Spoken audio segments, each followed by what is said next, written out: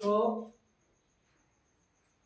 हम लोग total station case difference में 2 क्लास देख चुके थे, जिसमें हमारा टोटल स्टेशन में फर्स्ट पार्ट में हम एक्सप्लेन किए हुए थे ओरिजेंटल एंगल, वर्टिकल एंगल और स्लॉप डिस्टेंस। सेकंड फेज में सेकंड पार्ट 2 में जो हम क्लास को रिप्रेजेंट किए वो आरएल निकालने के लिए किस प्रकार हम आरएल निकालते हैं। आज के क्लास में जो है टोटल स्टेशन से हम कोऑर्डिनेट निकालने के लिए हम लोग आज सीखेंगे।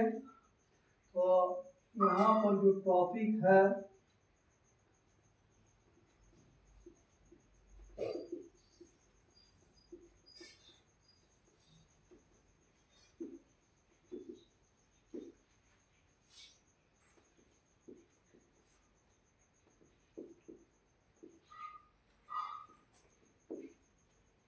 तो टोटल स्टेशन से कोऑर्डिनेट मैनुअली नहीं निकाला जाता है, ये आपको इसका जो माइक्रो प्रोसेसर है वो मेरा कैलकुलेट करता है।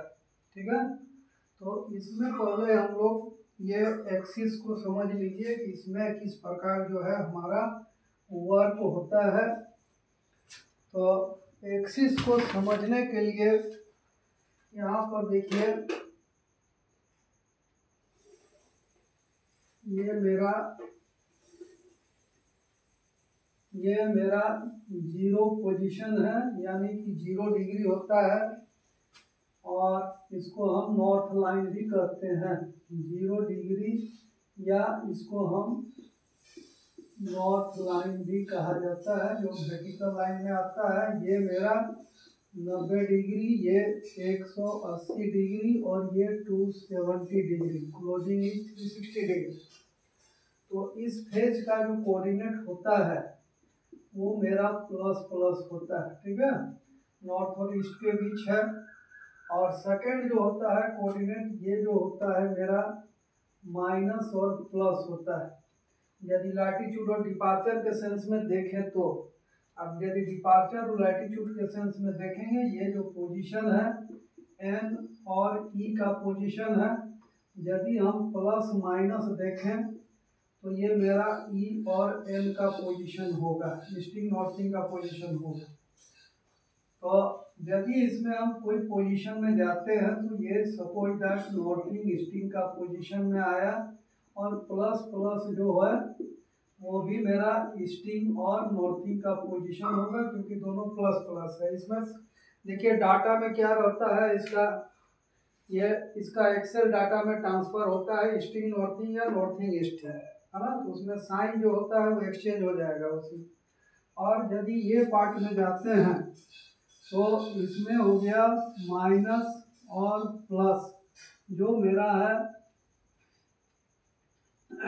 साउथ और नॉर्थ का, है ना। और यानी कि ये भी जो है साउथ और नॉर्थ नहीं, क्योंकि वो नॉर्थिंग ईस्टिंग ही कहलाता है, नॉर्थिंग और ईस्टिंग के सेंस में है।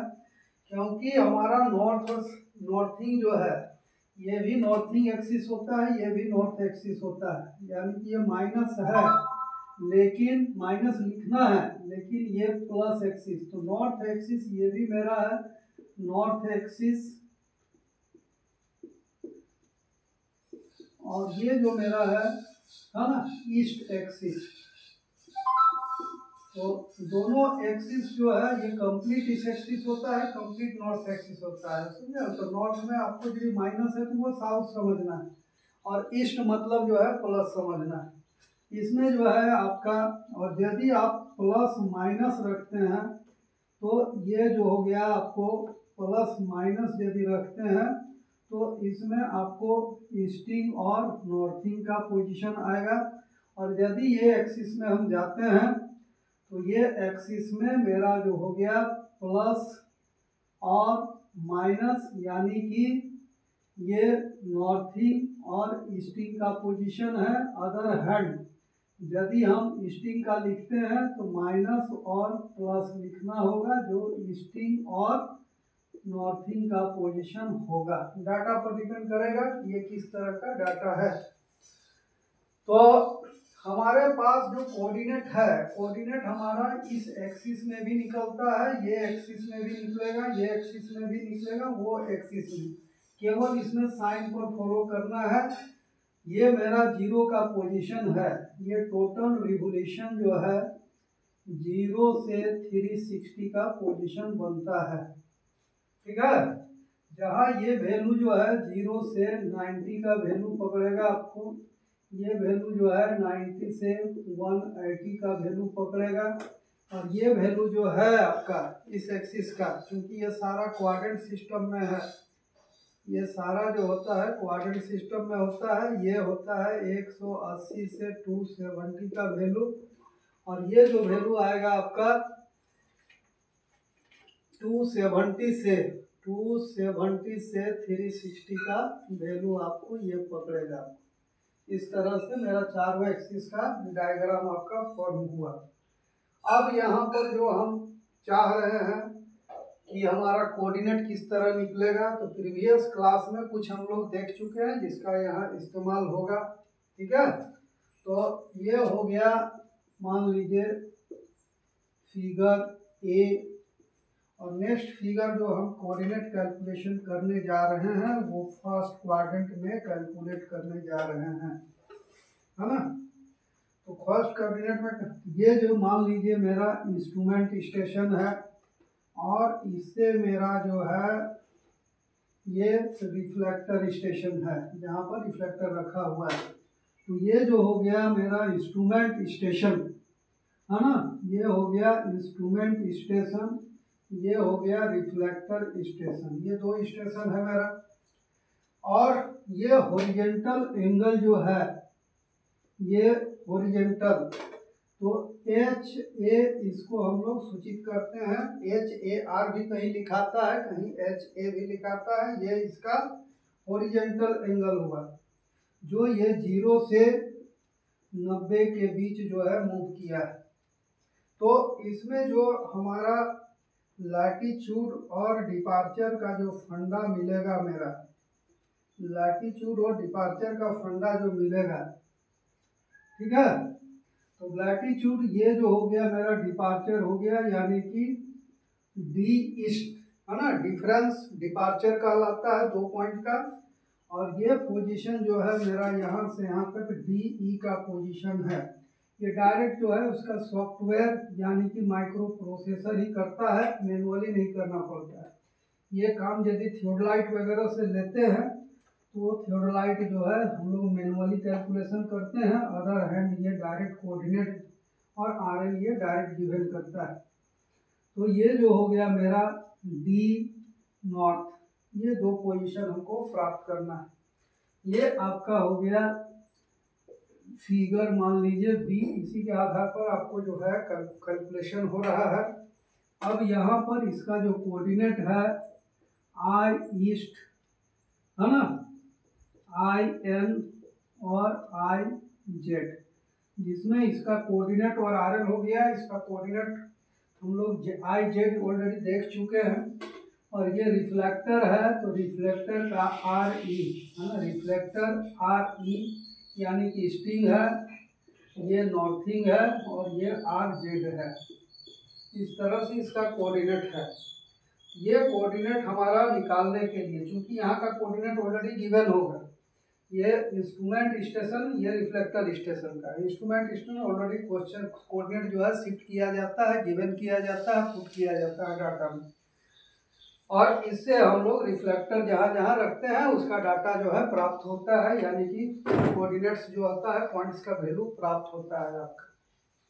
तो इस कंडीशन में जाएंगे, है ना, फ्रॉम फिगर बी। तो बेसिकली कोई भी एक्सिस में जाएंगे, केवल साइन एक्सिस चेंज होगा, कोऑर्डिनेट चेंज होगा। ये फर्स्ट क्वाड्रेंट में हम गए हैं, यहाँ पर फर्स्ट क्वाड्रेंट में, ठीक है, फर्स्ट क्वाड्रेंट का यहाँ पर हम वैल्यू ले रहे हैं। तो फ्रॉम फिगर बी, ठीक है, तो ये मेरा यहाँ पर परपेंडिकुलर होगा, ये बेस होगा, ये हाइपोटेनस होगा इसका, ठीक है। तो हाइपोटेनस होगा, यहाँ पर जब हम जाएंगे हमको डी ई और डी एम, यदि ईस्टिंग नॉर्थिंग के केस में जाएंगे तो ईस्टिंग पहले नॉर्थिंग बाद में निकालना होगा, नॉर्थिंग ईस्ट के केस में जाएंगे तो डी एम पहले और डी ई लास्ट में निकालना होगा। तो अब फिगर के अनुसार चलिए ईस्टिंग का ही फिगर को पकड़ते हैं, क्योंकि मेन ज़्यादातर फिगर जो है ईस्टिंग नॉर्थिंग और आर एल के सेंस में प्राप्त होता है। तो इस केस में यदि किन्हीं को ऑनलाइन क्लास जो है एडवांस सर्वेइंग का करना है, जो डीजीएमएस लेवल या किसी भी कॉम्पिटिटिव एग्जाम के सेंस में होगा, जिसमें सारा एमसीक्यू और सारा जो है चैप्टर, जिसमें जियो रिफरेंसिंग है, फोटोग्रामेट्री और टोटल स्टेशन और इस प्रकार जो भी एडवांस सर्वेइंग का चैप्टर है वो सारा चैप्टर को मल्टीपल चॉइस क्वेश्चन के सापेक्ष कंप्लीट कराया जाएगा और उसका ड्यूरेशन अप्रोक्स 3 मंथ का होगा। यदि किसी को क्लास ज्वाइन करना है तो आप लोग क्लास को ज्वाइन कर सकते हैं, ठीक है। तो उसमें और सारा है, ज्यूडेसी है, ठीक है, जो भी है सारा चीज़ को कंप्लीट कराया जाएगा। तो फ्रॉम फिगर भी वो एक्सप्लेनेशन भी होगा, सारा डिटेल्स होगा, उसके रेफरेंस में आपको एमसीक्यू क्वेश्चन को निकाला जाएगा उसमें। तो फ्रॉम फिगर भी इसका प्रीवियस क्लास में हम लोग जो है आरएल के सेंस में भी क्वेश्चन डाले हैं। तो यहाँ पर देखिए, है ना, तो ये परपेंडिकुलर, क्योंकि ये हाइपोटेनस है, ये मेरा है एच डी हॉरिजॉन्टल डिस्टेंस, ठीक है, ये मेरा जो साइटिंग है हॉरिजॉन्टल डिस्टेंस। तो हॉरिजॉन्टल डिस्टेंस का जो है फॉर्मूला ऑलरेडी हम लोग जो है प्राप्त कर चुके हैं, S D into sine zenith angle, ये पहले हम लोग जो है ये दे चुके हैं इसका प्रीवियस क्लास में, है ना, इसका प्रीवियस क्लास में हम बता चुके हैं। तो प्रीवियस क्लास का देख लीजिएगा, उसमें आपको मिल जाएगा, वो पार्ट 2 में क्लियर किया गया है ना, टोटल स्टेशन पार्ट 2 में ये डाटा को दिया गया है आपको। तो इसमें आपका जो है, इसमें परपेंडिकुलर बाय हाइपोटेनस, यानी कि D E upon H T horizontal distance is equal to, ये आता है sine Z A, sorry H A horizontal angle ये आता है। तो इसमें जब हम डी ई निकालते हैं, ठीक है, इसमें हम डी ई निकालते हैं तो D E into D E निकालते हैं, है ना, D E is equal to horizontal distance into sine horizontal angle, और वहाँ से फिगर से कंपेयर करके। लेकिन यहाँ पर जो है एच डी ऑलरेडी आपको दिया जा चुका है, एच डी बराबर क्या होता है, S D sine Z A. तो डी ई इक्वल टू जो मेरा मिल गया, D E equal to S D sine horizontal angle, है ना, ये D E sine horizontal angle ये प्राप्त हुआ। तो इसका जेनिथ एंगल होता है जेड ए, जो यहाँ पर हमारा हॉरिजॉन्टल एंगल की जगह में आया है, S D sine Z A into sine horizontal angle, ठीक है। तो ये हमारा ये कैलकुलेशन करेगा total station direct D E का, यानी ईस्टिंग निकालेगा, क्योंकि वो स्लोप डिस्टेंस है, हॉरिजॉन्टल डिस्टेंस वो कन्वर्ट कर चुका है, जो प्रीवियस क्लास में हम बताए हैं। अब इसके बाद जो है ये डी ई का फंडा मिल गया, उसके बाद हम जाएंगे डी नॉर्थ का निकालने के लिए, उसमें भी आपका हॉरिजॉन्टल डिस्टेंस होगा, इसमें बेस बाय हाइपोटेनस होता है, तो बेस बाय हाइपोटेनस बराबर कोस हॉरिजॉन्टल, है ना, एंगल होगा। इसमें यदि हम जाएंगे तो डी एन जो होगा नॉर्थ होगा, ये horizontal distance into cos horizontal angle, इस तरह से हमारा D N equal to H cos horizontal angle प्राप्त होगा। अब हॉरिजेंटल एंगल, हॉरिजेंटल डिस्टेंस जो है यहाँ पर, इसका मान है SD, यानी कि स्लोप डिस्टेंस साइन ZA। तो इसमें जाएंगे हम SD साइन ZA, है ना, और यहाँ पर है कॉस हॉरिजेंटल एंगल। तो DN का मान हो गया मेरा SD sine ZA cos horizontal angle, है ना। तो इस तरह से मेरा जो है DN भी मिल गया और DE भी मिल गया। अब हमारे पास जो है कोऑर्डिनेट है IE, है ना। इसका कोऑर्डिनेट है ईस्टिंग नॉर्थिंग, इसका भी रिफ्लेक्टर का ईस्टिंग नॉर्थिंग। यदि ये कोऑर्डिनेट में यदि हम इसको जोड़ देते हैं, क्योंकि ये DE है, ये भी मेरा DE है, यहाँ तक का जो हम जोड़ देते हैं, तो जोड़ देंगे तो यहाँ से यहाँ का कोऑर्डिनेट हमारा प्राप्त हो जाएगा, ठीक है। और यहाँ का कोऑर्डिनेट जो होगा ये मेरा RE है, तो RE है, तो RE बराबर क्या हुआ, IE plus DE, RE plus DE, है ना। तो इसमें हमारा DE यहाँ से वैल्यू हुआ है, ईस्ट में मेरा प्लस साइन में बढ़ रहा है, उधर जाएगा तो मेरा नेगेटिव हो जाएगा, वेस्ट में जाने से नेगेटिव होगा, ईस्ट में आने से पॉजिटिव होगा। तो यहाँ पर हो गया कोऑर्डिनेट ऑफ रिफ्लेक्टर स्टेशन, है ना। इसमें जो हम निकालने जा रहे हैं coordinate of reflector station from instrument station,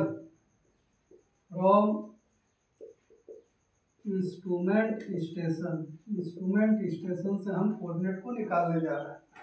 तो यहाँ पर जो हो गया कोऑर्डिनेट, है ना, कोऑर्डिनेट हो गया रिफ्लेक्टर स्टेशन। तो यहाँ पर जो हो गया मेरा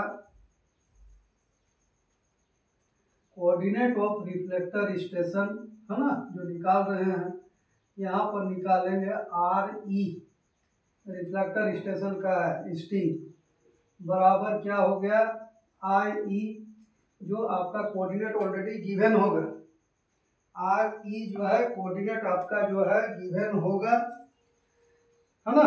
तो गिवन होगा आपको RE प्लस, है ना, DE। तो DE का मान ऑलरेडी हमारे पास अवेलेबल है, तो IE प्लस DE का मान है SD sine zenith angle into sine horizontal angle. तो इस तरह से मेरा RE का मान मिल गया। और यदि RN का मान जाते हैं, तो IN प्लस DN, ये मान हमको मिलता है। तो ये मान मिलता है, तो यहाँ पर जो हो गया हमारा IN ऑलरेडी हमारा प्राप्त रहेगा, प्लस इसका जो मान DN का निकाले हैं, है ना, DN का निकाले हैं SD साइन जेनिथ एंगल और कॉस हॉरिजेंटल एंगल, ठीक है। तो इस तरह से मेरा दो कोऑर्डिनेट जो है यहाँ पर प्राप्त हो गया, RE और RN। तो RE का मान हो गया मेरा SD IE plus SD sine ZA into sine horizontal angle, और RN का हो गया RN plus SD sine ZA into cos horizontal angle, है ना। तो यदि मेरे पास कोऑर्डिनेट, चूंकि ये कोऑर्डिनेट है, हम लोग थ्योडलाइट से हम लोग कैलकुलेशन करते हैं, इसमें सारा जो है बॉडी मेथड जो भी करेक्शन है इसका सारा माइक्रो प्रोसेसर के द्वारा किया जाता है, और आपको इसका कोऑर्डिनेट जो है हम लोग को mm तक प्राप्त होता है एक्यूरेसी आपका, है ना। इससे आपका एडवांस जो है DGPS है, इसमें बहुत सारा जो है बहुत सारा करेक्शन होता है और उसका एरर जो है 1 mm से भी हाई एक्यूरेसी प्राप्त होता है आपको। तो इस तरह से है आपका ये, इसमें कुछ न्यूमेरिकल्स वगैरह होगा तो उसमें देखेंगे। नेक्स्ट क्लास में हम लोग जो है इसका कुछ न्यूमेरिकल्स देखते हैं और जियो रिफरेंसिंग जो है एक चैप्टर जो है जिससे एडवांस मशीन जो है DGPS उसके बारे में कुछ बताएंगे, कुछ MCQ क्वेश्चन भी डाला जाएगा। Thank you, best of luck.